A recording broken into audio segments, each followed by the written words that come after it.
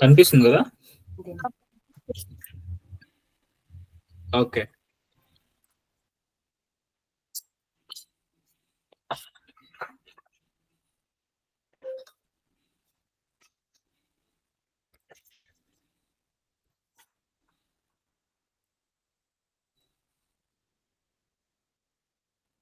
Okay. So ఈ software name వచ్చేసి శ్వేత.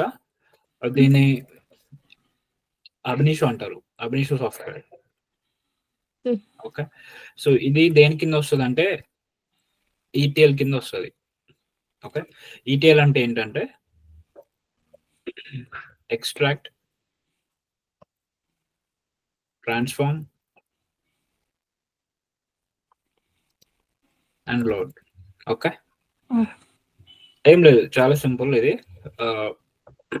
మనకి ఆ డేటా అనేది ఒక ఏదో ఒక ఎక్కడి నుంచైనా డేటాని మనం తీసుకోవాలి, ఎక్స్ట్రాక్ట్ చేసుకోవాల్సి వస్తుంది.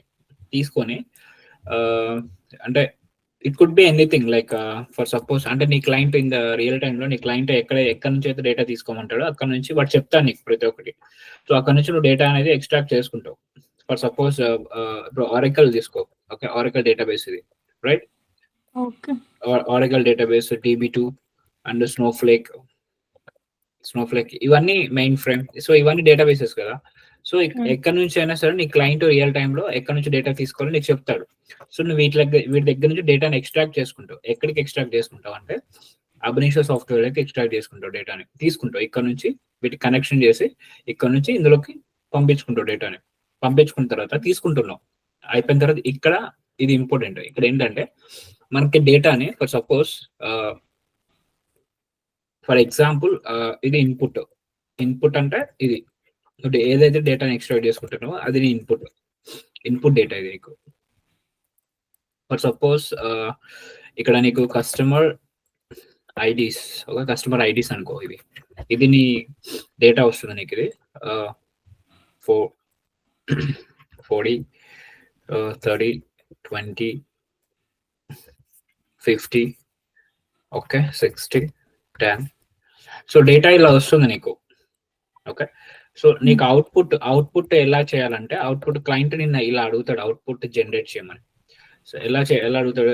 ఇది డేటా ఆర్డర్ లో లేదు కదా ఫర్ సపోజ్ ఇక్కడ. సో ఒక డేటాను ఆర్డర్ లో పంపించు అని అడుగుతాడు. 20 30 40 50 60 ఇలా డేటాని ఆర్డర్ లో పంపించమని అడుగుతాడు. ఓకే. సో నువ్వేం చేస్తావు అంటే ఈ డేటా ఎక్కడ నుంచి తీసుకోవాలో నీకు చెప్తాడు క్లయింట్. సో ఈ డేటా నువ్వు తీసుకుంటావు, ఎక్స్ట్రాక్ట్ చేసుకుంటావు డేటాని. ఎక్కడికి? అభినిషోకి ఎక్స్ట్రాక్ట్ చేసుకోండి డేటాని. ఓకే. తర్వాత డేటాని ట్రాన్స్ఫార్మ్ చేస్తావు. ఇది ట్రాన్స్ఫార్మ్. ఎలా చేస్తావు అంటే ట్రాన్స్ఫార్మ్ ఇక్కడ మనకి ట్రాన్స్ఫార్మ్ చేయడానికి మన దగ్గరికి కాంపోనెంట్స్ అంటాం వీటిని. ఇప్పుడు మనకి మొబైల్లో ఫర్ సపోజ్ యాప్స్ ఎలా ఉంటాయో, యాప్స్ తెలుసు కదా, మొబైల్స్ యాప్స్ అని వాడతాం మనం. సో ఒక్కొక్క దానికి ఒక్కొక్క డిఫరెంట్ ఫంక్షనాలిటీ ఉంటుంది, right? So based on that requirement మనం ఆ యాప్స్ ని వాడతాం, అంతే కదా. సో ఇక్కడ కూడా అంతే కాంపోనెంట్స్ అని ఉంటాయి. ఒక్కొక్క కాంపోనెంట్ కి ఒక్కొక్క ఫంక్షనాలిటీ ఉంటుంది. ఫర్ సపోజ్ ఇక్కడ నా రిక్వైర్మెంట్ ఏంటంటే డేటాని సార్ట్ చేయడం. ఒక డేటా ఆర్డర్ లో లేదు, డేటాని ఆర్డర్ చేయలేదు. సో ఇక్కడ మనకి ట్రాన్స్ఫర్మేషన్ కాంపోనెంట్స్ ఉంటాయి. ట్రాన్స్ఫర్మేషన్ కాంపోనెంట్స్ దేనికి వాడతాం అంటే మనం డేటాని ట్రాన్స్ఫార్మ్ చేయడానికి వాడతాం. ట్రాన్స్ఫర్మేషన్ కాంపోనెంట్స్ అంటాం వీటి మనం. సో మనం వీటి మీద వర్క్ చేస్తాం రియల్ టైమ్ లో. ఇవి జస్ట్ హార్డ్లీ ఒక 10 ఉంటాయి. జస్ట్ సింపుల్ గా ఉంటాయి కాంపోనెంట్స్. సో ఆ కాంపోనెంట్స్ వాడేసి మనం ఒక్కొక్క కాంపోనెంట్ కి ఒక్కొక్క డిఫరెంట్ ఫంక్షనాలిటీ ఉంటుంది, బిహేవియర్.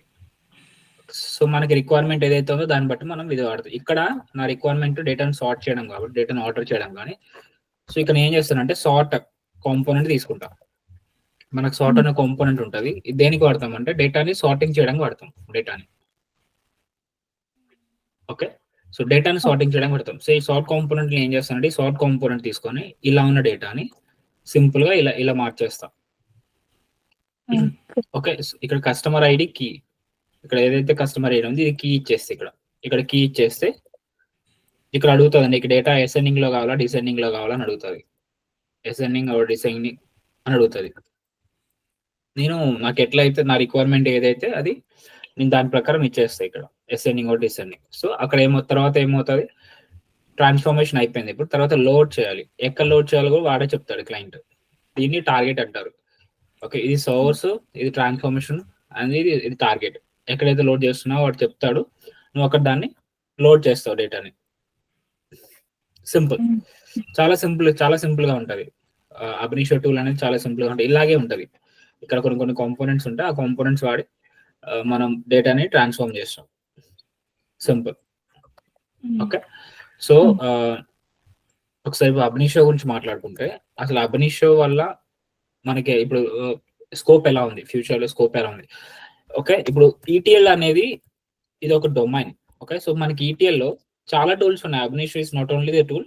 అబ్నిషో కాకుండా మనకి ఇంకా చాలా ఉన్నాయి, లైక్ ఇన్ఫర్మేటికా, మార్కెట్ లో అవైలబుల్ ఉన్న టూల్స్ చెప్తున్నాయి. ఇన్ఫర్మేటికా, టాలెంట్, ఇది ఫ్రీ టూల్ ఇది. ఓకే, అండ్ అబ్నిషో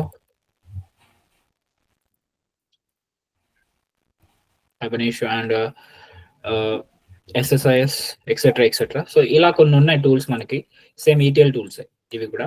సో ఇవి ఈ అబ్నిషో ఏదైతే చేస్తాయో ఈ టూల్స్ కూడా అవే చేస్తాయి. కాకపోతే ఒక్కొక్క దానికి కొంచెం డిఫరెంట్ అడ్వాంటేజెస్ ఉంటాయి. ఓకే, సో అందులో మనకి అబ్నిషో ఎందుకు ఇంత హై డిమాండింగ్ లో ఉందంటే, అబ్నిషో ఫర్ సపోజ్ నీకు ఇన్పుట్ లో నీకు 1 మిలియన్ రికార్డ్స్ వస్తున్నాయి శ్వేత, నీకు 1 మిలియన్ రికార్డ్స్ వస్తుంది. సో దీన్ని నువ్వు ఇప్పుడు ఏం చేయాలంటే ట్రాన్స్ఫార్మ్ చేసి లోడ్ చేయాలి డేటాని. ఓకే, ఇక్కడ డేటా 1 మిలియన్ రికార్డ్స్ కదా. సో ఇదే 1 మిలియన్ రికార్డ్స్ ని నువ్వు ఇన్ఫర్మేటికా నుంచి పాస్ చేస్తున్నావు అనుకో డేటాని బ్యాక్ ఎండ్ లో. ఇదేం చేస్తుంది అంటే ఇన్ఫర్మేటికా ఇక్కడ ఖచ్చితంగా ఈజీగా 4 hours పడుతుంది. ఓకే, 4 to 5 hours తక్కువ ఈజీగా పడుతుంది. సో ఓకే, ఎందుకంటే అదే ఇక్కడ అబ్నిషోకి వస్తే, అబ్నిషో ఏం చేస్తుంది అంటే ఈ 1 మిలియన్ రికార్డ్స్ ని ఏం చేస్తుంది అంటే దీన్ని స్ప్లిట్ చేసుకుంటుంది. 1 మిలియన్ రికార్డ్స్ ని మనకి ఇక్కడ పారలిజం అనే కాన్సెప్ట్ అబ్నిషోలో ఇంట్రొడ్యూస్ చేశారు. ఓకే, సో ఏం చేస్తుంది అంటే ఈ 1 మిలియన్ రికార్డ్స్ ని 2.5 lakhs, ఓకే అట్లా 2.5 lakhs ఇలా డేటాని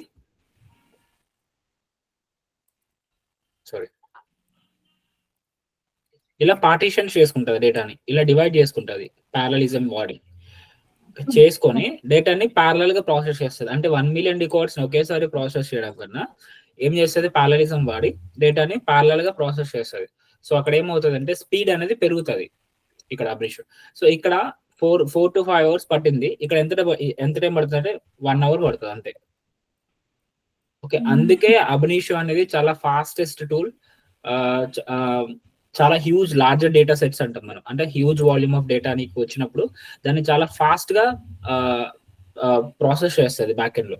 అందుకే చాలా బ్యాంకింగ్ సెక్టర్స్ అని ఎందుకు అంటుందంటే, ఇప్పుడు ఎక్కువ హ్యూజ్ ట్రాన్సాక్షన్స్ ఎవరికి ఉంటాయి, బ్యాంకింగ్సే కదా. బ్యాంకింగ్ సెక్టర్స్ లైక్ నీకు ఈ క్లయింట్స్ తెలుసో తెలియదు నాకు తెలియదు. బార్క్లేస్ విన్నావా ఎప్పుడైనా? బార్క్లేస్ సిటీ, సింక్రోనీ, ట్రాన్స్యూనియన్ విన్నావా? లేదు. TransUnion, DFS, Discovery financial service. So ఇవన్నీ ఎక్సెట్రా బ్యాంక్స్ ఇవన్నీ. ఓకే, సో ఈ బ్యాంక్స్ అన్ని బ్యాక్ ఎండ్ లో వాడేది అబ్నిషోనే. ఓకే, చాలా చాలా పెద్ద క్లయింట్స్ ఇవన్నీ. బార్క్లేస్ కానీ ఇవన్నీ చాలా పెద్ద క్లయింట్స్. ఇవన్నీ బ్యాక్ ఎండ్ లో ప్రాసెస్ కోసం ఇవే వాడతాయి. Not only banking, coming to retail domain, health care domain, retail కానీ హెల్త్ కేర్ డొమైన్ లో కానీ, అండ్ నెట్వర్క్ డొమైన్. నెట్వర్క్ అంటే ఫర్ సపోజ్ ఎయిర్టెల్ తెలుసు కదా నీకు, Airtel, Bharti Airtel. Bharti Airtel నువ్వేమన్నా బ్యాక్ ఎండ్ లో ఏదైతే ట్రాన్సాక్షన్స్ చేస్తావో, some kind of details recharges కానీ ఏదైనా చేస్తే అది బ్యాక్ ఎండ్ లో ప్రాసెస్ చేసేది అబ్నిషోని. Airtel is also one of the biggest client for the Abnisho. Airtel is also processing all these transactions data with Abnisho only. Okay, ఇక్కడ చూడు, okay. ఇక్కడ ఇప్పుడు కమింగ్ టు ద కోర్స్ ఎలా ఉంటదంటే మన course మీకు ఒక సాఫ్ట్‌వేర్ ఇస్తాం. అభినిషో సాఫ్ట్‌వేర్ ఇది ట్రయలర్ వర్షన్ ఇది. ఓకే. ఈ వర్షన్ నీకు ఇస్తాము. నీకు డైరెక్ట్‌గా ఇది అభినిషో అన్నమాట. యాక్చువల్లీ ఆహ్, అభినిషో అనేది చాలా కాస్ట్‌లీ ఉంటది. 1 క్రోర్ వరకు ఉంటది. So, okay. సో, అది ఆ 1 క్రోర్ అది నేను నీకు ఇవ్వలేను. బట్ నేను నీకు ఇంకొక ట్రయలర్ వర్షన్ ఇవ్వగలను. ఇక్కడ నువ్వు డైరెక్ట్‌గా ఓపెన్ చేసి అభినిషో ఇన్‌స్టాల్ చేసుకొని నీ ల్యాప్‌టాప్‌లో నువ్వు ఇక్కడ ఇందులో వర్క్ చేసుకోవచ్చు. సినారియోస్, రియల్ టైమ్ సినారియోస్ అన్ని ఇందులో ప్రాక్టీస్ చేసుకోవచ్చు. ఓకే. సో, సో ఇక్కడ హ్యాండ్స్ ఆన్ అవుతుంది నీకు ఆ టూల్ వల్ల. ఓకే. రియల్ టైమ్ సినారియోస్ అవన్నీ ఎక్స్‌ప్లెయిన్ చేస్తాం ఇక్కడ. ఓకే. తర్వాత మోక్ ఇంటర్వ్యూస్ ఉంటాయి. ఇప్పుడు ఫర్ సపోజ్ ఈ వీక్ ఒక 2 కాంపోనెంట్స్, 3 కాంపోనెంట్స్ కంప్లీట్ అయ్యాయనుకో, ఆ కాంపోనెంట్ మీద ఇమ్మీడియేట్‌గా ఆఫ్టర్ సెషన్ అవ్వగానే వెంటనే నీకు ఇంటర్వ్యూ క్వెషన్స్ పంపిస్తాం. అసలు ఆ కాంపోనెంట్ మీద ఆహ్, ఏమేం క్వెషన్స్ వస్తాయి? ఎలాంటి క్వెషన్స్ వస్తాయి? ఇంటర్వ్యూ క్వెషన్స్ అన్ని పంపిస్తాం నీకు ఇమ్మీడియేట్‌గా. ఓకే. అండ్ హోంవర్క్ కూడా ఇస్తాం నీకు. ఓకే. అది అయిపోయిన ఆ వీక్ సాటర్‌డే నీకు వెంటనే మోక్ ఇంటర్వ్యూ తీసుకుంటాం. మోక్ ఇంటర్వ్యూ తీసుకుంటే నీకేమవుతదంటే నువ్వెలా ఆన్సర్ చేస్తున్నావు, ఎలా అడ్రెస్ చేస్తున్నావు అన్ని క్వెషన్స్‌కి తెలుస్తది మాకు కూడా. సో, దాన్ని బట్టి నువ్వు అక్కడి నుంచి ఎక్కడైనా స్ట్రక్ అయినా అక్కడి నుంచి మేము గైడ్ చేస్తాం. ఓకే. ఆ తర్వాత రెజ్యూమ్ ప్రిపరేషన్ గాని, లింక్డ్ఇన్ ప్రిపరేషన్ గాని, తర్వాత రెజ్యూమ్‌లో ఎలాంటి ప్రాజెక్ట్స్ పెట్టాలి. ఒకవేళ for suppose non IT candidates ఉంటారు కదా! నాన్ ఐటీ క్యాండిడేట్స్‌కి వాళ్ళకి ఎక్స్‌పీరియన్స్ ఉంటది. వాళ్ళకొక 2, 3 ఇయర్స్ ఎక్స్‌పీరియన్స్ ఉంటది. కానీ వాళ్ళు షిఫ్ట్ కొట్టలేరు కదా! ఫర్ సపోజ్ వాళ్ళెక్కడైనా ఏదైనా ఆహ్, ఏదో ఒకటి టెక్నాలజీ నేర్చుకొని వాళ్ళు షిఫ్ట్ కొట్టాలనుకున్నారు. షిఫ్ట్ కొట్టాలనుకుంటే రెజ్యూమే అనేది చాలా ఇంపార్టెంట్. ఎందుకంటే రెజ్యూమేలో నువ్వు పెట్టే ప్రాజెక్ట్ చాలా ఇంపార్టెంట్ కదా! కదా! సో, నువ్వు ఇంటర్వ్యూ అటెండ్ అవుతే ఫస్ట్ ఇంటర్వ్యూయర్ నేను అడిగే క్వెషన్ ఏంటంటే సో ఏ ప్రాజెక్ట్‌లో వర్క్ చేసావు ఇంతకుముందు? ఎందుకంటే ఆఫ్‌కోర్స్ నువ్వు ఫర్ సపోజ్ నువ్వు అభినిషో డెవలపర్ లాగా అప్లై చేస్తుంటే ఖచ్చితంగా నువ్వు అభినిషో ప్రాజెక్టే పెట్టాలి రెజ్యూమ్‌లో కదా! సో, ఇక్కడున్న క్లయింట్స్‌ని ఏదో ఒక క్లయింట్ తీసుకొని నువ్వు రాండమ్‌గా అలా రెజ్యూమ్‌లో పెట్టలేవు. ఫర్ సపోజ్ నువ్వు సిటీ అని రాండమ్‌గా పెట్టేసావు. రాండమ్‌గా సిటీ అని పెట్టేసి ప్రాజెక్ట్ రెజ్యూమ్ పెట్టేసి ఇంటర్వ్యూస్ అప్లై చేస్తున్నావు. సో, నీకు కాల్ వచ్చింది. ఇంటర్వ్యూ ఇస్తున్నావు. వాడు నిన్ను అడుగుతాడు. సో, సిటీ క్లయింట్ అని చూస్తాడు వాడు. ఓకే. ఇప్పుడు నువ్వు ఫర్ సపోజ్ నువ్వు టీసీఎస్‌లో కొట్టావు జాబ్ కొట్టావు. టీసీఎస్ లోపలికొచ్చావు. లోపలికొచ్చాక మనకి క్లయింట్ రౌండ్స్ అని ఉంటాయి. తెలుసా నీకు క్లయింట్ రౌండ్స్? క్లయింట్ ఇంటర్వ్యూస్ ఉంటాయి. అంటే ప్రాజెక్ట్ డైరెక్ట్‌గా అలోకేట్ అవ్వదు అందరికి. ఇక్కడ ఐటీలో నాన్ ఐటీలో అయినట్టు డైరెక్ట్‌గా అలోకేట్ అవ్వదు. ఇక్కడ ఏంటంటే చాలా క్లయింట్స్ ఉంటాయి. ఆ క్లయింట్స్‌కి ఏదో ఒక క్లయింట్‌కి ఇంటర్వ్యూ పెట్టిస్తారు వీళ్ళు. ఫర్ సపోజ్ నువ్వు టీసీఎస్‌లో జాయిన్ అయితే టీసీఎస్ స్టాఫింగ్ పార్ట్నర్స్, ఆర్ఎంజీస్ ఉంటారు కదా! వాళ్ళేం చేస్తారంటే నువ్వు జాయిన్ అయ్యాక నీకు క్లయింట్ రౌండ్ షెడ్యూల్ చేస్తారు. ఏదో ఒక వాళ్ళ దగ్గర ఏదైతే క్లయింట్స్ ఉన్నారో వాళ్ళందరితో we have candidate with 2-3 years of experience in అభినిషో అని చెప్తారు. చెప్పి నీ రెజ్యూమ్ వాళ్ళకి పంపిస్తే వాళ్ళు నిన్ను కనెక్ట్ అవుతారు లోపల. కనెక్ట్ అయ్యి నీకు ఇంటర్వ్యూ మళ్ళీ మోక్ ఇంటర్వ్యూ తీసుకుంటారు. సారీ నీకు క్లయింట్ ఇంటర్వ్యూ తీసుకుంటారు. ఆ క్లయింట్ ఇంటర్వ్యూలో ఫర్ సపోజ్ నువ్వు సిటీ అనేది డైరెక్ట్‌గా పెట్టేసావు నువ్వు. ఎవరి గైడెన్స్ లేకుండా డైరెక్ట్‌గా పెట్టేసావు. ఇక్కడ ఏమవుతదంటే ఫర్ సపోజ్ టీసీఎస్‌లో కూడా సిటీ క్లయింట్ ఉంది. నీకు ఆ విషయం తెలియదు. నీ దరిద్రం కొద్దీ నీకు సిటీ క్లయింట్ ఇంటర్వ్యూనే వచ్చింది ఫస్ట్ లోపలికెళ్ళగానే. సో, వాడు నీ రెజ్యూమ్ వాడి దగ్గర ఉంటది. ఆఫ్‌కోర్స్ నీ స్టాఫింగ్ పార్ట్నర్ వాడికి పంపించుంటాడు ఆల్రెడీ. సో, నీ రెజ్యూమ్ వాడు చూసి ఓకే. సో, నువ్వు ఆల్రెడీ సిటీలో వర్క్ చేసావా అని అడుగుతాడు. ఓకే. నువ్వేం చెప్తే యెస్ అని చెప్తావు. సో, ఆల్రెడీ ఇన్‌సైడ్ సిటీలో ఎలాంటి వర్క్ ఫ్లోస్ జరుగుతున్నాయి, ఎలాంటి డేటా ఫ్లోస్ ఎలా ఉన్నాయి, ఎలాంటి టైప్ ఆఫ్ ప్రాజెక్ట్స్ ఉన్నాయి, ఏంటి మొత్తం వాడికి తెలుసు కదా! సో, వాడు ఇమ్మీడియేట్‌గా దాని మీద క్వెషన్స్ అడగడం స్టార్ట్ చేస్తాడు. అక్కడ నువ్వు దొరికిపోతావు ఈజీగా. అంటే ఇక్కడ నేను ఏం చెప్తున్నానంటే నువ్వు రాండమ్‌గా పెట్టకూడదు అంటుంటా రెజ్యూమ్‌లో. నీకు నచ్చిన క్లయింట్ ఏది పడితే అది పెట్టకూడదు. అలా పెడితే ఇలా దొరికిపోయే ఛాన్సెస్ ఉంటాయి. సో, ఎలా పడితే అంత ఈజీగా పెట్టకూడదు. అది కొంచెం ఆలోచించి పెట్టాలి. ఓకే. సో, ఇదొక పాయింట్. ఓకే. అయిపోయింది. ఇది అయిపోయిన తర్వాత సో, రెజ్యూమ్ ప్రిపరేషన్ ఇలా ఉంటదిక్కడ. ఓకే, తర్వాత రెజ్యూమ్ ప్రిపరేషన్ అయిపోయిన తర్వాత జాబ్ రిఫరల్స్ మా దగ్గర చెప్పా కదా నీకు ఆల్రెడీ. మా దగ్గర రిక్రూటర్స్ నెంబర్స్ ఉంటాయి. నీది కోర్స్ కంప్లీట్ అయిపోగానే నీ మోక్ ఇంటర్వ్యూస్ రెజ్యూమ్ ప్రిపరేషన్ కూడా కంప్లీట్ అయిన తర్వాత నీకు నీకు డైరెక్ట్ గా రిక్రూటర్స్ నెంబర్స్ ఇస్తాం. bunch of recruiters numbers we have who are hiring for the Abaniso positions. So you can directly call them and schedule an interview. వాళ్ళకి call చేసుకుని direct గా షెడ్యూల్ చేసుకోవచ్చు interviews. Okay, weekend and evening batches. Actually మాకు coming to that, ప్రతిరోజు sessions ఉంటాయి. ప్రతిరోజు ఒక Sunday, Saturday Sunday sessions ఉండవు. రిమైనింగ్ డేస్ అన్నిట్లో working days Monday to Friday sessions ఉంటాయి, evening or morning, based on the availability of candidate and trainer. ఆ రెండు చెక్ చేసుకొని మేము సెషన్స్ కంటిన్యూ చేస్తాం. అండ్ సాటర్డే మోక్ ఇంటర్వ్యూ ఉంటుంది, Sunday is rest day. Okay, ఇలా ఉంటది. We can attend the number of interviews or any particular.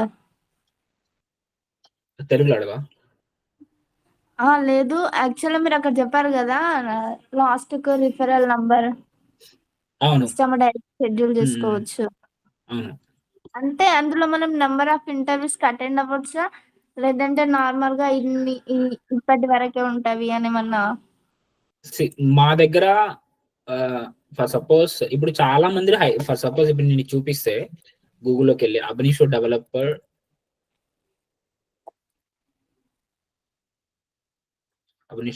Jobs అని కొడితే కొంతమంది ఫస్ట్ రౌండ్ లోనే క్రాక్ చేస్తారు, నెక్స్ట్ కొంతమంది సెకండ్, నెక్స్ట్ కొంతమంది థర్డ్, అట్లా నంబర్ ఆఫ్ ఇంటర్వ్యూస్ కి అటెండ్ అవ్వచ్చా అని అడుగుతున్నా అంతే. డిపెండ్స్. ఇప్పుడు చూడు, ఇది అబనీషో జాబ్స్ ఇవి ఎన్ని ఉన్నాయి, 100+ కంపెనీస్ హైర్ చేసుకుంటున్నాయి అబనీషోకి, రైట్? వాడు చూసా ఐటీ డేటా ఇవన్నీ ఇక్కడ చూడు, యుఎస్టి గ్లోబల్, ఓకే, సిటీ చెప్పా కదా, టీసీఎస్, ఇన్ఫోసిస్, ఇవన్నీ హైర్ చేసుకుంటున్నాయి. ఐబిఎం కంటిన్యూగా హైర్ చేసుకుంటాను వీటన్నిటికి. సో నువ్వు మా దగ్గర వీళ్ళందరి నెంబర్స్ ఉండవు, కొంతమంది ఉన్నాయి, కానీ మాక్సిమం మేము కలెక్ట్ చేసాము. సో మీరు వాటికి కాల్ చేసుకొని షెడ్యూల్ చేసుకోవచ్చు. లేదంటే మీరు ఇక్కడ నుంచి కూడా వీటికి అప్లై చేసుకోవచ్చు. 3 to 6 years ఎక్స్పీరియన్స్ డైరెక్ట్ వీళ్ళకి రెజ్యూమ్ డ్రాప్ చేస్తే ఓకే, వీళ్ళు మీకు కాంటాక్ట్ అవుతారు. మీరు ఇంటర్వ్యూస్ 7 hours బ్యాక్ పోస్ట్ చేస్తారు వీళ్ళు, గ్లోబల్ లాజిక్. హలో శ్వేత, వినిపిస్తుందా? సో అలా అపేర్ అవ్వచ్చు మీరు. ఓకే, ఇక్కడ చూసుకుంటే మనం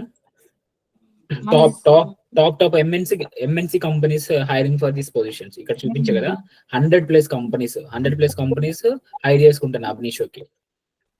okay, Accenture, virtual, Capgemini, Citi, ఇవన్నీ product based companies. Coming to the salaries 9 to 15 LPA.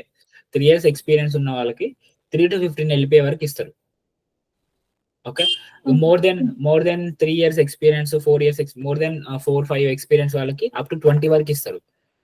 Tool అనేది చాలా ఈజీగా ఉంటది. ఓకే, యాక్చువల్లీ ఫ్రెషర్స్ కి కాల్స్ రావు వీటి మీద, ఫ్రెషర్స్ ని కన్సిడర్ చేయరు, ఓన్లీ ఎక్స్పీరియన్స్ వాళ్ళని కన్సిడర్ చేస్తారు ఇక్కడ. ఓకే, ఇప్పుడు మనం వెళ్ళడం ఫ్రెషర్ గా వెళ్తామా ఎక్స్పీరియన్స్ గానే? చెప్తా, ఇప్పుడు అదే చెప్తాను నీకు. ఇప్పుడు ఈ ఎక్స్పీరియన్స్, నాన్ ఐటీ ఎక్స్పీరియన్స్ ఎలా వాడాలో చెప్తా నీకు. ఇప్పుడు నీకు నాన్ ఐటీ ఎక్స్పీరియన్స్ ఉంది, రైట్? నాన్ ఐటీ ఎక్స్పీరియన్స్ ఎన్ని ఇయర్స్ ఉంది? 3 years. ఫర్ సపోజ్ 3 years ఉంది. సో ఇక్కడ ఈ డాక్యుమెంట్స్ ఎలా సబ్మిట్ చేయాలంటే, అందులో ఇప్పుడు నువ్వు ఇక్కడ సెషన్స్, మా కోర్స్ మొత్తం ప్రోగ్రామ్ మొత్తం కంప్లీట్ చేస్తావు, రెజ్యూమ్ ప్రిపరేషన్ కూడా అయిపోతుంది. రెజ్యూమ్ లో ఏం పెడతావంటే నువ్వు అబనీషో డెవలపర్ అని పెడతావు.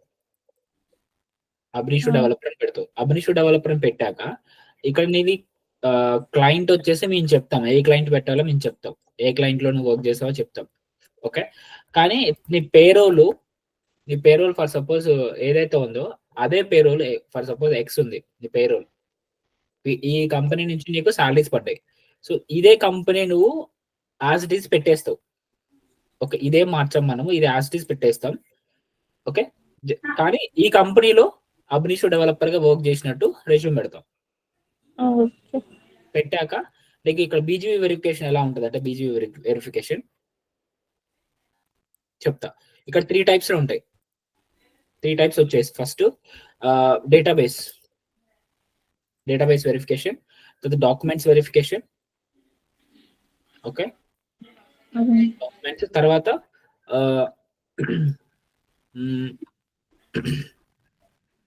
Educational documents.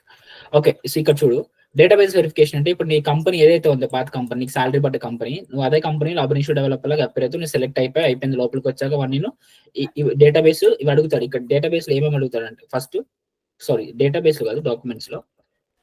ఇక్కడ డాక్యుమెంట్స్ లో ఏం అడుగుతాడంటే నీ pay slips, bank statements, okay, నీ ఈపీఎఫ్ డాక్యుమెంట్స్, ఫార్మ్ 16, ఇవన్నీ అడుగుతాడు. ఒకవేళ నువ్వు జెన్యున్ గా పాత కంపెనీ ఏ కంపెనీ అయితే నువ్వు వర్క్ చేసావు ఆ కంపెనీ జెన్యున్ గా నువ్వు పెడితే, నీకు జెన్యున్ వర్క్ చేసి ఉంటే, నీకు జెన్యున్ డాక్యుమెంట్స్ ఉంటే అవి జెన్యున్ సబ్మిట్ చేస్తావు, అవి నీకు క్లియర్ అయిపోతాయి. బీజీవీ ఇక్కడ గ్రీన్ కలర్ వచ్చేస్తుంది డాక్యుమెంట్ లో. డేటాబేస్ వెరిఫికేషన్ ఇంకోటి ఇది ఎట్లా అంటే, నీ పాత కంపెనీ ఏదైతే ఉందో ఎక్స్ కంపెనీ, ఆ కంపెనీకి వీడు ఫర్ సపోజ్ నువ్వు టీసీఎస్ లో జాయిన్ అయితే టీసీఎస్ వాడు ఏం చేస్తాడంటే ఒక మెయిల్ పెడతాడు నీ పాత కంపెనీకి. ఓకే, ఏమని పెడతాడంటే అందులో, whether this person called as Shweta has worked in your company from this date to this date, yes or no అని పెడతాడు. ఈ డేట్ నుండి ఈ డేట్ వరకు మీ కంపెనీలో వర్క్ చేసిందా, ఎస్ ఆర్ నో అని పెడతాడు. అంతకుమించి ఎక్కువ అడగరు డీటెయిల్స్, ఏ ప్రాజెక్ట్ లో వర్క్ చేసింది, ఎలాంటి టెక్నాలజీలో వర్క్ చేసింది. So this is company confidential information, ఎవరు అడగరు, ఎవరు చెప్పరు కూడా. ఓకే, సో డేటాబేస్ ఏంటంటే పే స్లిప్స్ అనేది మొత్తం మనం ఎప్పుడు వర్క్ చేసినామో అవన్నీ కావాలా, ఓన్లీ లాస్ట్ 3 months ఉంటే సరిపోదు? ఓన్లీ లాస్ట్ 6 months అడుగుతారు అంతే, జస్ట్ లాస్ట్ 6 months. 6 months అంటే నా దగ్గర 6 months కూడా లేదు, 3 months ఉంది. డిపెండ్స్, కానీ ఇక్కడ డేటాబేస్ వెరిఫికేషన్ అనేది క్లియర్ అయిపోతుంది కాబట్టి పే స్లిప్స్ నువ్వు చెప్పుకోవచ్చు. నేను లేకపోతే నువ్వు వాళ్ళకి మీ పాత కంపెనీకి మెయిల్ పెట్టినా కానీ వాళ్ళు నీకు పే స్లిప్స్ ఇస్తారు. యాక్చువల్ గా ఏమైందంటే ఈ పే స్లిప్స్, స్టేట్మెంట్స్, ఫార్మ్ 16 అన్ని నేను డౌన్లోడ్ చేసి పెట్టుకున్నా ప్రతి ఒక్కటి, each and everything. Pay slips నా దగ్గర 36 ఉండే. బట్ ఏమైందంటే మిడిల్ లో వాళ్ళు మనకు ఒకటి పాస్వర్డ్ ఇచ్చారు కదా, అది ప్రాబ్లం లేదు శ్వేత. అది వీళ్ళకి నువ్వు మెయిల్ చేస్తే, నీకు పాత కంపెనీకి మెయిల్ చేస్తే వాళ్ళు నీకు ఇస్తారు, అవి పే స్లిప్స్ ఇస్తారు. కానీ అవసరం లేదు నన్ను అడిగితే. ఇక్కడ డేటాబేస్ వెరిఫికేషన్ క్లియర్ అవ్వాలి ఫస్ట్. ఈ డాక్యుమెంట్స్ అనేది ఇది పెద్ద ప్రాబ్లం ఉండదు, నువ్వు చెప్పుకోవచ్చు, ఇక్కడ నెగోషియేట్ చేసుకోవచ్చు వీటిని. ఓకే, నాకు ఇంతవరకే ఉన్నాయంటే రిక్వెస్ట్ వాళ్ళు రిజిస్టర్ చేపిస్తారు, లేకపోతే ఉన్న డాక్యుమెంట్స్ సబ్మిట్ చేయమంటారు. డేటాబేస్ వెరిఫికేషన్ చాలా ఇంపార్టెంట్. ఓకే, ఇక్కడ ఎడ్యుకేషనల్ డాక్యుమెంట్స్ వచ్చేసి నువ్వు education documents 10th, inter, BTech ఇవన్నీ నీకు జెన్యున్ గా నువ్వు ఒకళ్ళు చదువుంటే అది నీది ఇక్కడ క్లియర్ అయిపోతుంది. సో ఇలా ఉంటుంది 3 types database verification. Okay, so ఇలా ఉంటుంది మొత్తం. అంటే నీ నాన్ ఐటీ ఎక్స్పీరియన్స్ కూడా ఐటీ లాగా ఎలా వాడాలి. ఓకే, ఒకవేళ ఈ కంపెనీ వాళ్ళకి టీసీఎస్ వాడికి నీ మీద డౌట్ రాదు అసలు, ఎందుకంటే ఇక్కడ డేటాబేస్ వెరిఫికేషన్ మొత్తం కంప్లీట్ అయిపోతుంది. అండ్ నువ్వు వర్క్ కూడా ఇక్కడ ఆల్రెడీ నేర్చుకుంటున్నావు, రైట్? ఈ ప్రోగ్రామ్ లో మాతో మొత్తం ఎలా ఏంటి మొత్తం నేర్చుకుంటున్నావు ఫ్రమ్ బేసిక్స్ నుంచి, రైట్? సో ఒకవేళ వాళ్ళకి ఏమైనా డౌట్ వస్తే నీ దగ్గరికి రావాలి, కానీ మీ కంపెనీ వాళ్ళు అసలు ఏం చెప్పరు. ఓకేనా?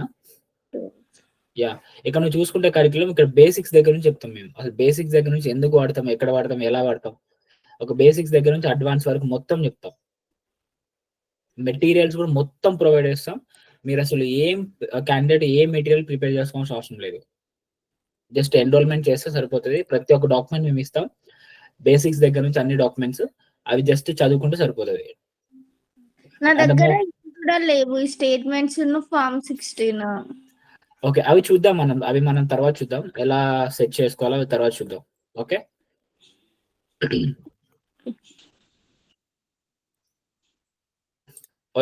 ఏమైనా డౌట్స్ ఉన్నాయా ఇక్కడ? లేదు. యా, అంటే ఇందులో మనం నాన్ ఐటీ ఐటీ కింద పెట్టినాం కదా, అందులో ఇప్పుడు నార్మల్ గా బయట జరుగుతున్నాయి కదా ఫ్రాడ్, ఇలా పెట్టిర్రు అని ఫేక్ ఎక్స్పీరియన్స్ అట్లాంటివి ఏమి ఉండదా? లేదు. ఇక్కడ ఫేక్ ఎక్స్పీరియన్స్ అంటే మీరు డిఫరెంట్ గా అర్థం చేసుకుంటున్నారు. ఫేక్ ఎక్స్పీరియన్స్ అంటే నీ దగ్గర నువ్వు ఇంతకుముందు ఎందులో వర్క్ చేయలే, యూ నెవర్ వర్క్డ్ బిఫోర్, అసలు ఏ కంపెనీలో వర్క్ చేయలే. అప్పుడు నువ్వు వేరే ఏదో షెల్ కంపెనీ వాడి దగ్గరికి వెళ్ళి, ఎవడైతే ఫేక్ డాక్యుమెంట్స్ ఇస్తుండో వాడి దగ్గరికి వెళ్ళి పైసలు కట్టి తీసుకుంటావు, అది ఫేక్ ఎక్స్పీరియన్స్. ఇక్కడ నువ్వు ఆల్రెడీ జెన్యున్ గా ఒక కంపెనీలో వర్క్ చేసావు, కానీ డిఫరెంట్ డొమైన్ లో వర్క్ చేసావు. ఇది డిఫరెంట్, ఒక డొమైన్ నుంచి ఇంకో డొమైన్ కి షిఫ్ట్ కొట్టడం అనేది ఐటీలో కూడా చేస్తారు. ఓకే, ఫర్ సపోజ్ ఇక్కడ ఒక ఐటీ కంపెనీస్ లో కూడా ఫర్ సపోజ్ ఒకడు డేటా ఇంజనీర్ గా వర్క్ చేస్తున్నాడు 5 years నుంచి, ఐటీలోనే వర్క్ చేసిండు. వాడు తర్వాత ఏఐకి షిఫ్ట్ కొట్టాలనుకుంటాడు, లేకపోతే క్లౌడ్ టెక్నాలజీకి షిఫ్ట్ కొట్టాలనుకుంటాడు. వాడు కూడా ఇంతే చేస్తాడు. వాడైనా ఎలా చేస్తాడంటే సంథింగ్ ఇక్కడ వేరే ఏదో ఒక ఇన్స్టిట్యూట్కి వెళ్ళి అప్ స్కిల్ చేసుకుంటాడు, దాన్ని అప్ స్కిల్ చేసుకుని ఇంటర్వ్యూస్ ఇచ్చుకుంటాడు వాడు కూడా. సో ఇక్కడ నువ్వు నాన్ ఐటీలో వర్క్ చేసావు, ఐటీలో వర్క్ చేసావు, ఏ డొమైన్ లో వర్క్ చేసావు, ఇట్స్ నాట్ ఎ మ్యాటర్. నీకు జెన్యున్ గా ఎక్స్పీరియన్స్ ఉందా లేదా?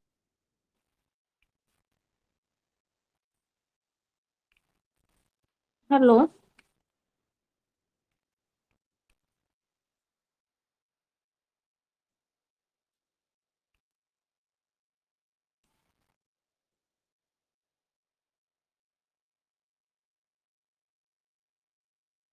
హలో